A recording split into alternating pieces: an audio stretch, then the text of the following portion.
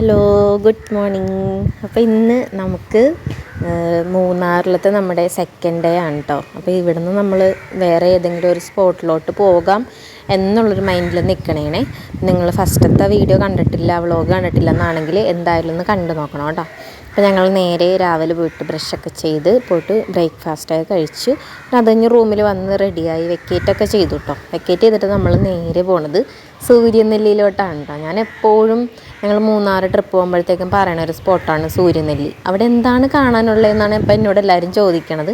അത് നമ്മളവിടെ പോയി തന്നെ നമ്മൾ അതിൻ്റെ ഭംഗി ആസ്വദിക്കണമല്ലോ. ചിലപ്പോൾ ഓരോരുത്തരുടെ വ്യൂ പോയിൻറ്റ് ഭയങ്കര ഡിഫറെൻ്റ് ആയിരിക്കും. അപ്പോൾ എന്തായാലും പോകണം എന്നുള്ളൊരു വാശി എനിക്കുണ്ടായിരുന്നു. അങ്ങനെ ഞാനും എൻ്റെ ഫ്രണ്ടും കൂടി ഷെയർ ഇട്ടിട്ട് ജീപ്പിലാണ് പോണത്.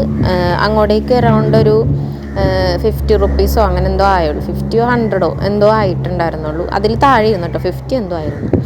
അങ്ങനെ ഞങ്ങൾ നേരെ സൂര്യനെല്ലിക്ക് പോണേണ്. ഇവിടെ നിന്ന് നിങ്ങൾക്ക് മൂന്നാർ ജംഗ്ഷനിൽ നിന്ന് ഡയറക്റ്റ് അങ്ങോട്ടേക്ക് ബസ്സും ഉണ്ട്. പിന്നെ നമ്മൾ ആ പോണ സമയത്ത് നമുക്ക് ബസ്സില്ലായിരുന്നു, അവൈലബിൾ അല്ലായിരുന്നു. അപ്പോൾ അതുകൊണ്ടിട്ട് നമ്മൾ ജീപ്പിൽ കയറി നേരെ പോണേണ്. പിന്നെ കുറേയൊക്കെ നല്ല ഭംഗിയുള്ള വിഷയമാണ് കേട്ടോ. അപ്പോൾ ആ സമയത്ത് ഞാൻ കൂടുതൽ വർത്താനം പറഞ്ഞ് കൊളോക്കണില്ല. ഞാൻ അവിടെ എന്താണോ സംസാരിച്ചതും പിന്നെ ആ വണ്ടിയുടെയും അങ്ങനെ തന്നെ നിങ്ങളെ കേൾപ്പിക്കണുള്ളൂ. നിങ്ങൾ അതങ്ങോട്ട് കേട്ട് സഹിക്കുക. ഞങ്ങൾ വർത്താനമൊക്കെ പറഞ്ഞ് അങ്ങോട്ട് പോയതും എല്ലാം. സൂര്യനെല്ലി പോയിട്ട് എന്താ പ്ലാനൊന്നും ഇട്ടിട്ടില്ല. അവിടെ ചെന്നിട്ട് എന്താണെന്ന് വെച്ചാൽ പ്ലാൻ ചെയ്യാമല്ലോ എന്നുള്ള മൈൻഡിലാണ് കേട്ടോ പോണത്. അപ്പം നമുക്കിനി പോണ വഴിയൊക്കെ കാണാം.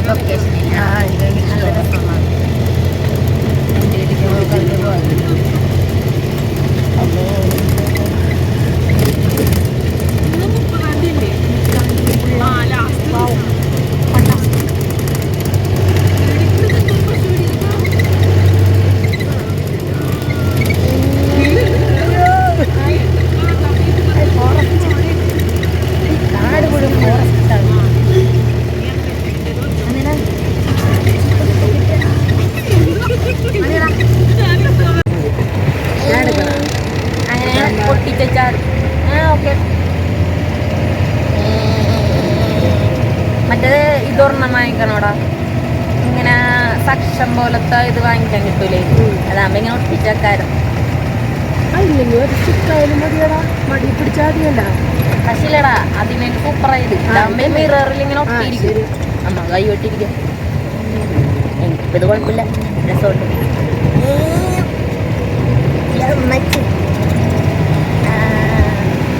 ചേട്ടാ സിനിമയിലെടുത്ത്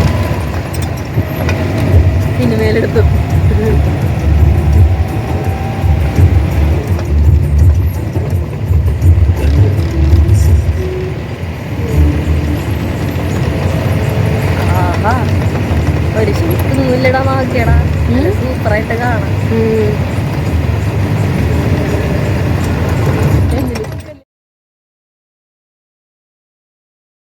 ഇനി നിങ്ങൾ ഈ വ്ളോഗിൽ കാണുന്നതും എല്ലാം നമ്മൾ ഒരുപാട് നേരത്തെ ഇങ്ങനെ സ്ട്രഗിളിൻ്റെയൊക്കെ ഒരു ഭാഗമായിട്ടുള്ളതാണ് കേട്ടോ. അതായത് നമുക്ക് ഭയങ്കര എല്ലാ ഗ്യാങ്ങും ഇങ്ങനെ ഞാൻ തുടക്കത്തിൽ പറഞ്ഞിട്ടുണ്ടായില്ലേ, എല്ലാ ഗ്യാങ്ങും ഭയങ്കരമായിട്ട് പ്ലാൻ ചെയ്യും. പക്ഷേ പ്ലാൻ ചെയ്യണമൊന്നും അങ്ങനെ നടക്കാറില്ല എന്ന് പറയാറില്ലേ. സംഭവം എന്ന് വെച്ചിട്ടുണ്ടെങ്കിൽ പ്ലാൻ ചെയ്യുമ്പോഴത്തേക്ക് നമുക്ക് ഭയങ്കര ആഗ്രഹങ്ങളാണ് നമ്മൾ ഷെയർ ചെയ്യണത്. പക്ഷേ ചിലരുടെയെന്ന് പറയുമ്പോഴത്തേക്കും വീട്ടിൽ നിന്ന് വിടൂല. ചിലർക്കെന്ന് പറയുമ്പോൾ സാമ്പത്തികമായിട്ട് കുറേ ബുദ്ധിമുട്ടുണ്ടാവും. പിന്നെ ചിലർക്ക് ഭയങ്കര പേടിയുണ്ടാവും. അങ്ങനത്തെ കുറേ കാര്യങ്ങൾ കൊണ്ടിട്ടായിരിക്കും നമ്മളൊരു ട്രിപ്പ് നന്നായിട്ട് പോകാൻ പറ്റാത്തത് ഗ്യാങ്ങായിട്ട്. പക്ഷേ ഏതെങ്കിലും ഒരു ദിവസം ഇതെല്ലാം മറികടന്നിട്ട് നമ്മളൊരു ദിവസം എന്തായാലും പോകും. പക്ഷേ കുറച്ചധികം സമയം എടുക്കുന്നേ ഉള്ളൂ. ഞങ്ങളെന്തോ വർഷങ്ങളോളം പ്ലാൻ ചെയ്തിരുന്നിട്ടാണ്, അതായത് ഒരുപാട് വർഷമായി, ഒരു 6-7 വർഷം എന്തോ ആയി, പ്ലാനിങ് മാത്രമേ ഉള്ളൂ.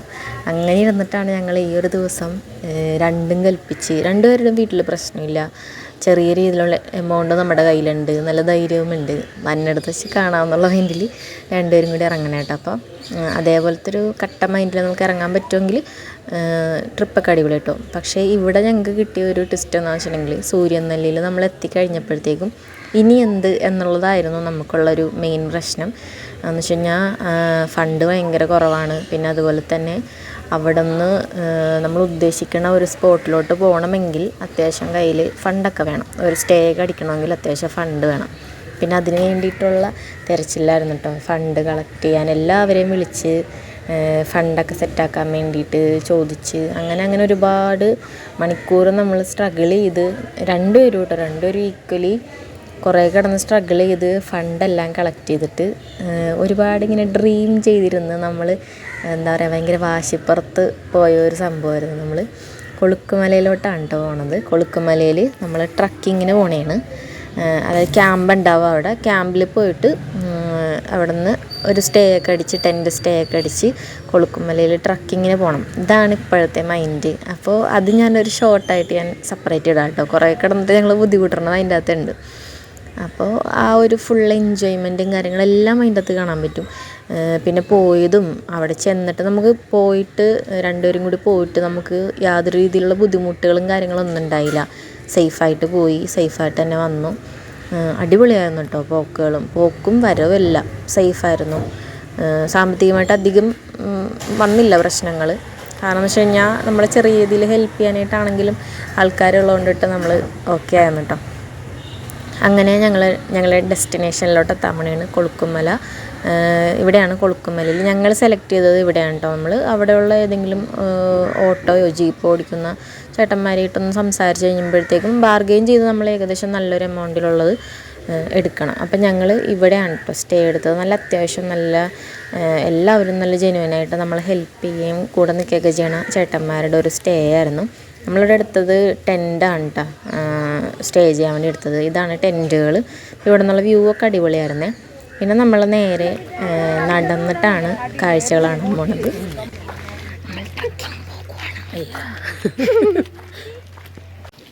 വണ്ടി